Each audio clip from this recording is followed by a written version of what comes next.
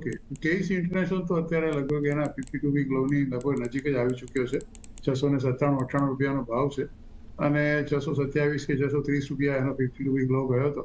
1300 રૂપિયાનો એનો એક 52 week high lifetime high છે. ત્યાંથી બહુ મોટા એક કરેક્શન્સની અંદર આ શેર આવી ગયો છે. બેઝિકલી એન્જિનિયરિંગ અને કન્સ્ટ્રક્શનમાં કંપની બહુ સક્રિય છે અને છેલ્લા કેટલાય સમયથી ફોર સમ રીઝનોથી અધર કંપનીના જે શેરનો ભાવ છે એ કન્ટિન્યુઅસલી ઓન ડાઉનવર્ડ ટ્રેન્ડ છે.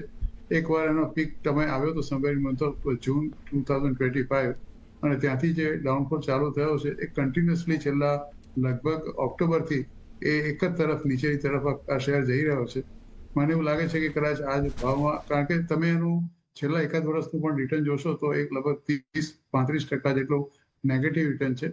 એટલે એકાદ વર્ષમાં તો કંપનીએ ડેફિનેટલી અંડર પરફોર્મ બહુ સબસ્ટેન્શિયલી કર્યું છે. આમ તમે ગણો તો કહી શકાય, કારણ કે જે રિસેન્ટ આવ્યું પાવર ગ્રીડને બેન કર્યું છે લગભગ છેલ્લા, મને જે so far the news is concern, જો if my memory is correct, કે પાવર ગ્રીડે આ કંપનીને બેન કરી છે લગભગ ટેન્ડરિંગ કરવા માટે 9 મહિના માટે.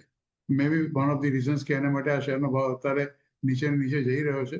અને 9 મહિના is a very big period અને આ લોકોના મોટા ભાગના જે ગ્રાહકો છે એ લોકો જ હોય છે પાવર ગ્રીડ વાળા.